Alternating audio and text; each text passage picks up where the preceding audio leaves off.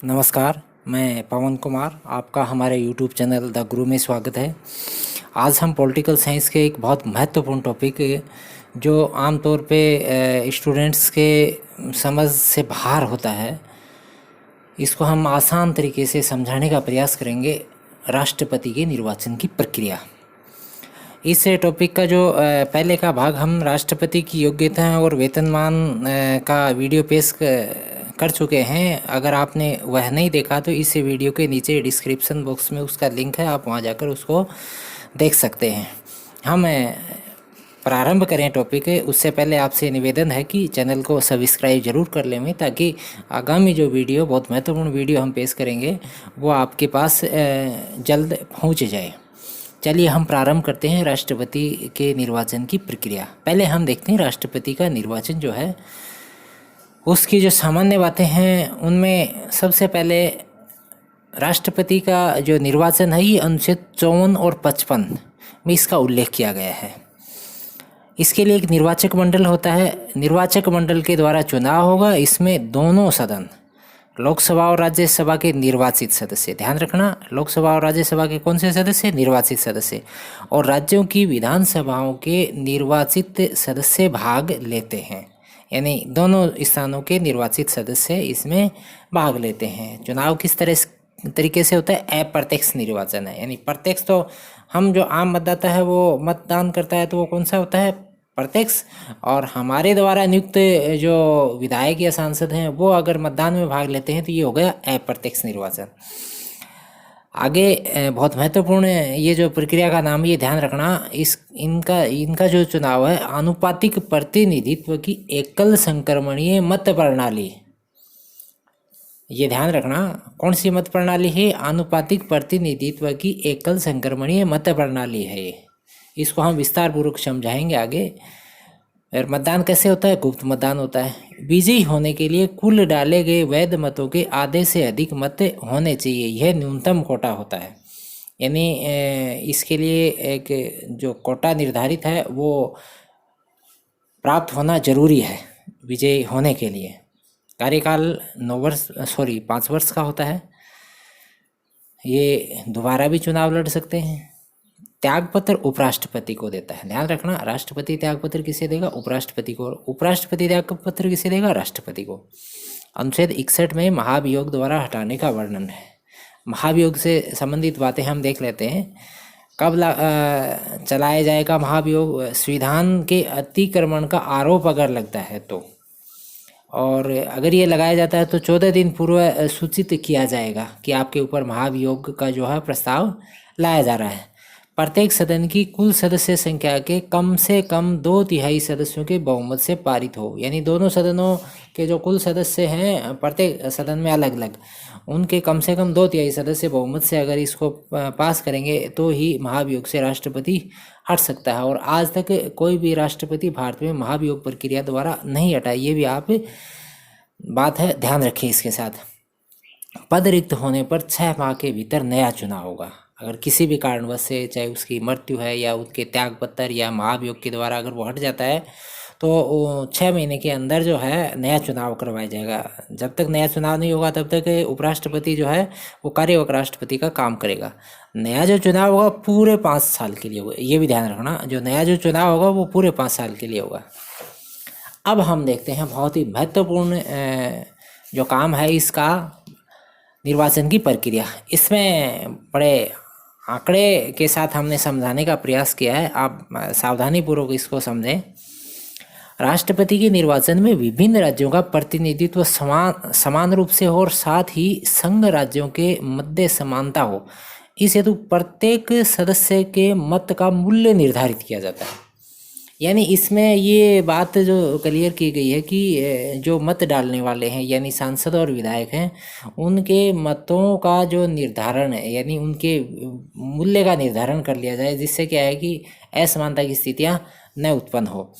तो ये प्रक्रिया जो है हमारे संविधान में उल्लेखित की जा चुकी है। मत मूल्य निर्धारण में प्रयुक्त जनसंख्या आंकड़े 84वें संविधान संशोधन ये 2001 का है के द्वारा 1971 की जनगणना प्रयुक्त होगी। ध्यान रखना, कौन सी जनगणना काम में ली जा रही है? 1971 के जो आंकड़े हैं वह आगामी संशोधन 2026 के बाद की जनगणना पश्चात संभव होंगे। यानी अब अगर नया संशोधन आएगा, यानी नई जो जनगणना शामिल की जाए, तो वो कब होगा? 2026 यानी 2031 की जनगणना के जब आंकड़े आएंगे तब तक चुनाव जो है 1971 की जनगणना के आधार पर ही होते रहेंगे। अब सबसे पहले हम देखते हैं, जैसे हमने पहले भी जिक्र कर लिया था, इसमें भाग कौन लेते हैं? विधायक और आपके सांसद। कौन से विधायक? निर्वाचित। सांसद कौन से? निर्वाचित, मनोनीत नहीं इसमें। अच्छा, पहले हम देखते हैं विधायक का मत मूल्य। एक विधायक का मत मूल्य किस तरह से निर्धारित किया जाएगा? इसके लिए एक फार्मूला है।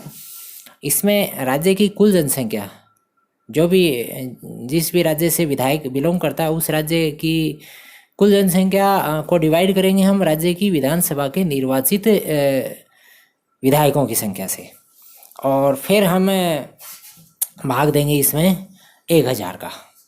तो हम उदाहरण देखते हैं। राजस्थान की जनसंख्या 1971 के अनुसार ये जो जनसंख्या है आपके 257,65,806, और निर्वाचित विधायक जो हैं वो 2 से हैं। तो प्रत्येक विधायक का जो मत मूल्य निर्धारण करेंगे हमें, वो आपके जो टोटल जो जनसंख्या है 257,65,806 ये जो जनसंख्या थी, इसमें हमने जो टोटल विधायक 2 से और डिवाइड कर दिया इसके साथ में हमने भाग दिया 1000 का। ये फार्मूले में पहले से पुट है।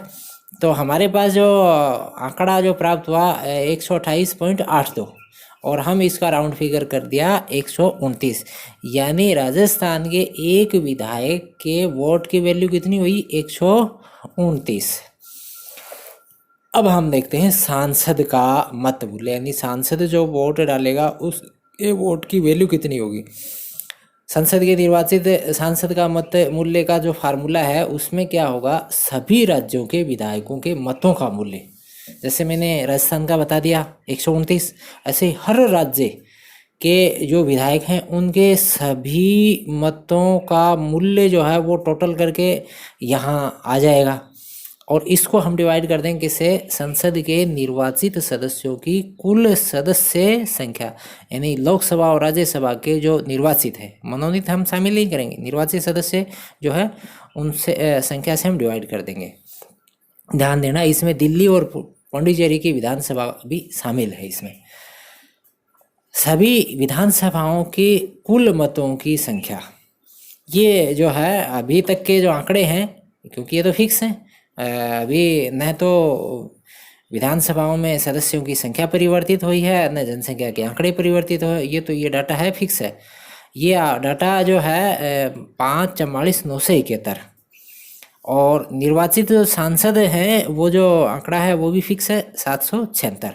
तो इस तरह से जो हमारे पास 5,44,971 का जो कुल मतों की जो वैल्यू है उसको हम डिवाइड कर रहे हैं 776 से, और हमारे पास जो गणितीय जो कैलकुलेशन के पश्चात जो संख्या प्राप्त हुई 702.28, तो ये हमारा राउंड फिगर हो गया 702। इस प्रकार से एक सांसद का जो मत मूल्य कितना हो गया? 702। ध्यान देना, विधायक, राजस्थान के विधायक की बात करी हमने, कितना है? 129, और एक सांसद, ठीक है। सांसद चाहे वो राज्यसभा का सांसद है चाहे वो लोकसभा का सांसद है, तो उसके मत का वैल्यू कितना होगा? 702।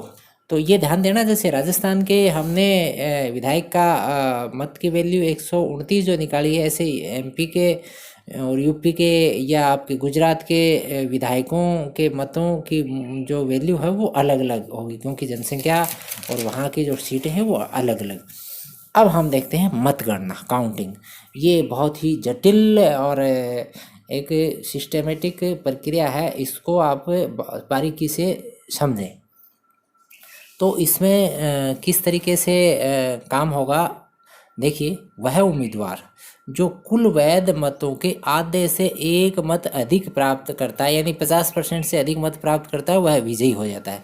इसे न्यूनतम कोटा कहते हैं। ये कोटा का जो फार्मूला है, कुल वैध मत डिवाइड बाई 2 + 1, यानी आधे का एक ज़्यादा हो गया। यदि किसी उम्मीदवार को उक्त न्यूनतम कोटा नहीं मिलता है तो चाहे वह सबसे अधिक मत ही प्राप्त करे, निर्वाचित नहीं किया जाएगा। यानी ये कोटा जो है प्राप्त होना जरूरी है।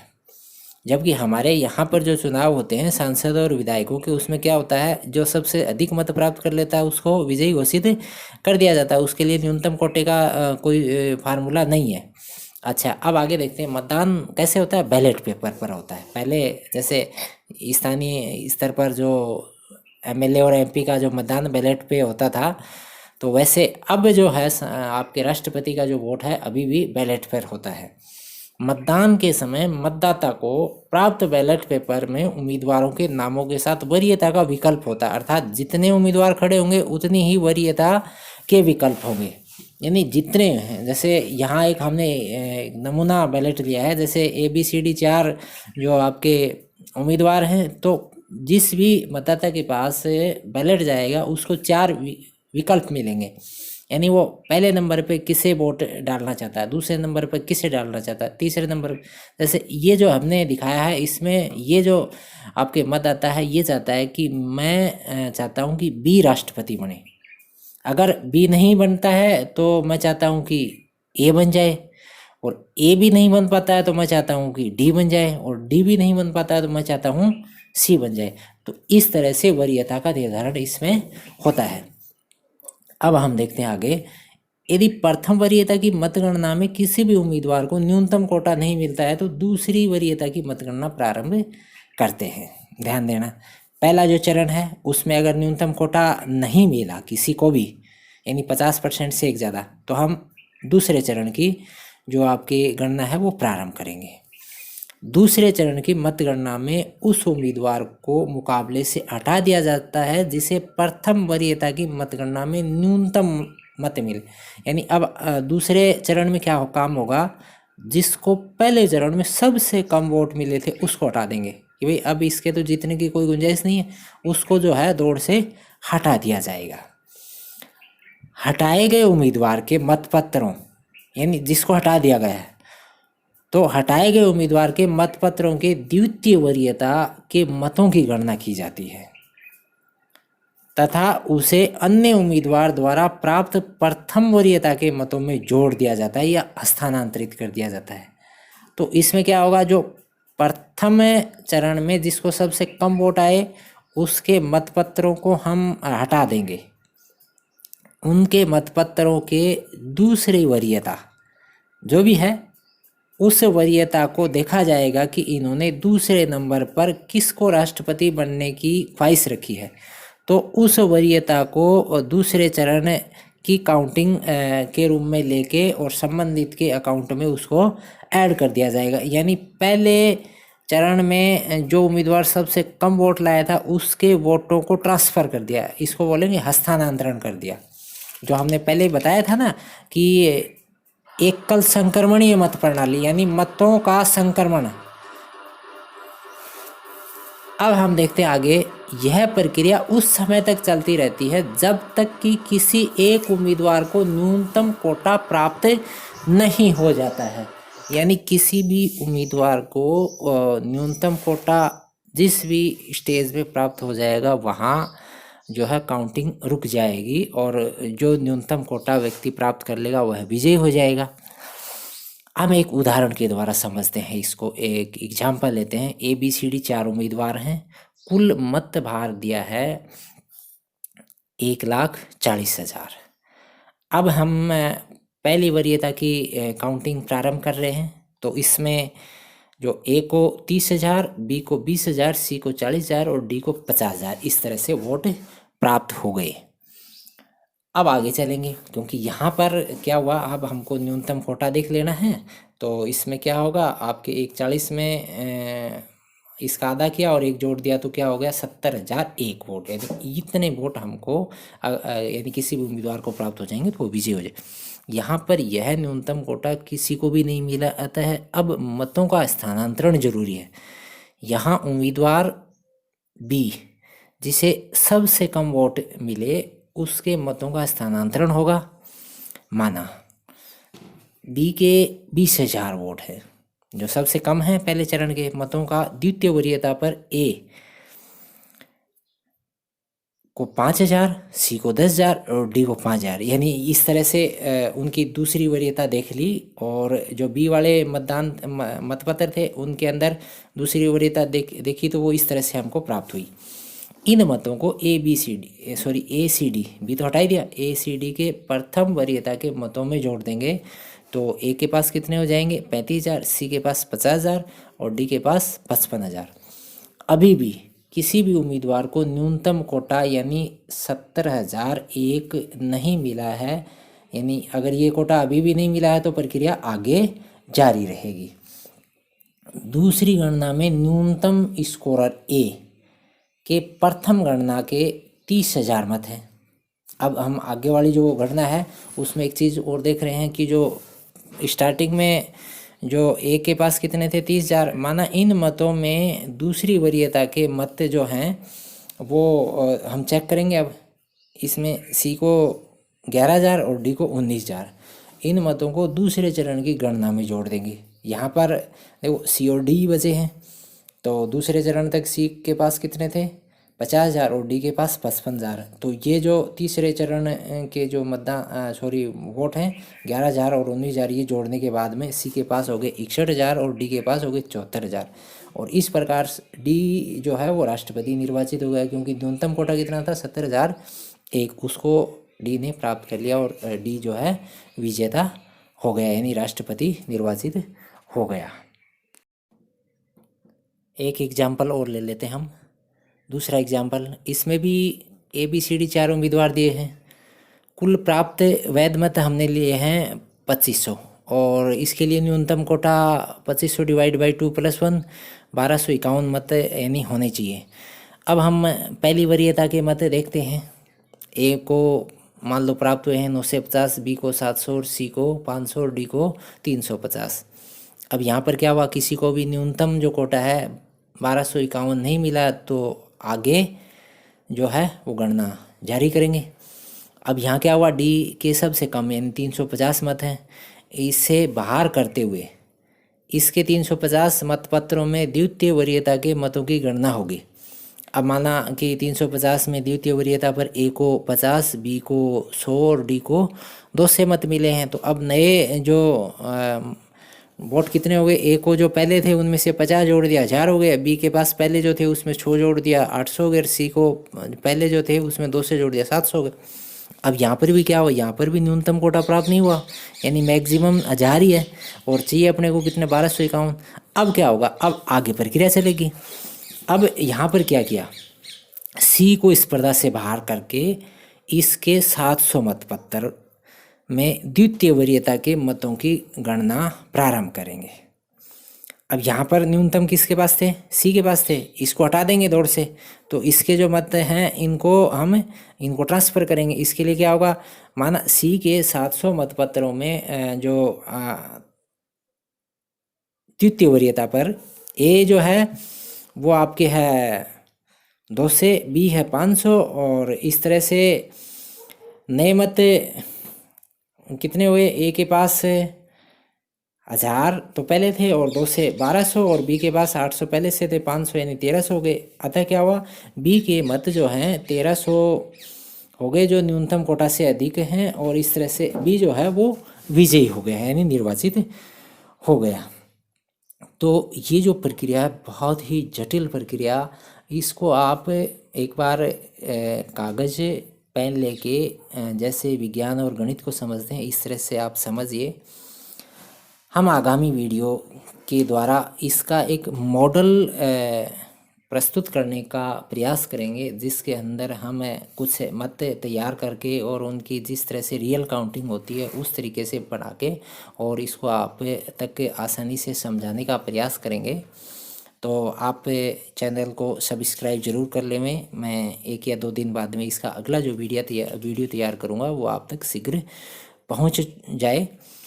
आप इतने समय तक वीडियो के साथ बने रहे। धन्यवाद। जय हिंद, जय भारत।